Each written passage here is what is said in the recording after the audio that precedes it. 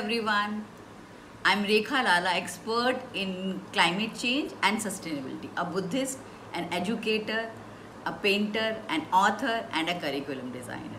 I'm an environmentalist, a climate reality leader, and a mentor. I have designed educational toys and conducted local campaigns on replacing plastic bags with cloth bags, practicing home composting, terrace gardening, and recycled waste. I have authored the children's book in GK and science. I have been an educator for over 24 years and teaching in the best schools of Kerala and Delhi. At school, all my colleagues thought that I'm a crazy girl. Well, at that time, I was a girl. My friends thought I'm hyperactive. My husband still thinks that I do weird things. And my daughter-in-law thinks I'm not normal. Maybe a soft way of telling me that I'm crazy. I asked her one day that why did she think so? And she said because no one is so passionate about birds, animals and the plants that you are, like you are. So when everyone at she says that you keep water bowls and food for birds outside our house even when everyone else at our home don't support it. You went through your long-term plan of building a terrace garden after much protest from my husband, my dad, our dad. So you love the small seedlings which comes out from the seed and the small vegetable coming out in the plants. No one does it like you. Really? I really thought that. Is it so?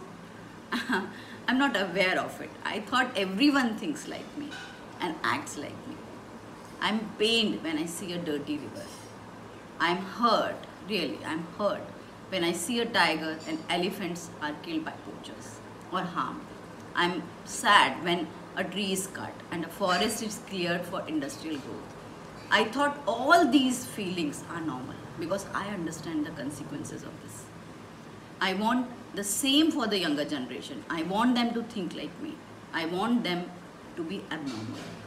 I feel that I am abnormal. I want the future generation to have empathy towards the nature. I want them to preserve the natural beauty of this planet. I find it is sad that they will have to do with this filthy earth which we are leaving them with. But I feel the current and the future generations can work together to stop it from turning into the calamity to wipe out humans just like Ice Age did to the dinosaurs.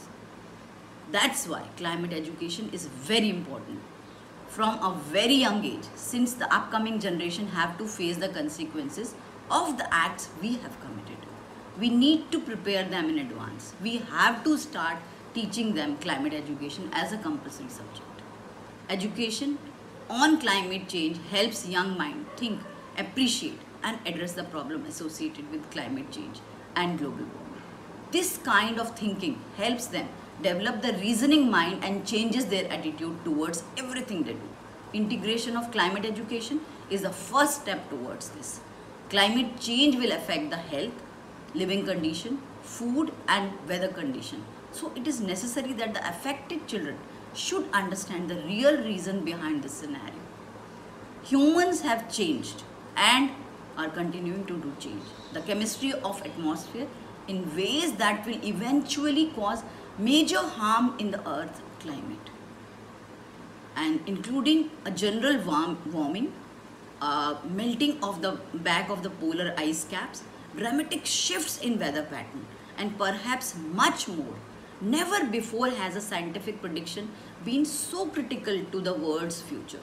Those of us who care about the world's future are sooner or later going to have to learn a lot more about the climate. India is going to become the climate hotspot in 2050. Changing rainfall patterns will result in the water deficiency all over India. 60% of India's population is not aware of climate change. Those who know about it are under the impression that climate change only affect those who live in the coastal area or are very poor people. But the changing climate risk and the factors depend that we have to educate our younger generation on climate change and its effect. Climate change also affects the children to get education due to the excessive heat, drought and floods condition. as they are not able to reach their schools and colleges. Since there is a few schools in India which are air conditioned, classrooms are air conditioned, it is unbearable for the students and even the teachers to sit in the classroom. Education is the perfect answer to understand these changed weather pattern and extreme heat. Most of the younger generation are aware of the climate change, but they lack the complete knowledge on the facts about it. Families are likely to pull students out of the school if their essential requirement like food are not met. Since India primarily is a agriculture based economy, so a lot depend on the weather conditions. Climate change is slowly moving from the headlines to the classrooms. Some nations teach climate in science classes and others in geography, but while others again integrate the idea of sustainability across a range of subjects. But sadly, climate change denial is present too. Is reason is political only. Teachers lack the systematic support to become the change agent. So I have a few questions. Before you could ask me some more. Did you study about rainwater harvesting and how it's done in school? Did you know about the alternative sources of energy which you could use at home when you were in school? Have you done composting at home ever? Did you ever plant a vegetable, food or plants at home? Did you do the audit of your school on the 5 components to check the resources you are using or at home? Did you ever check your carbon footprint? Have you done all these unusual or abnormal activities? If yes, then you are like me. Thank you so much.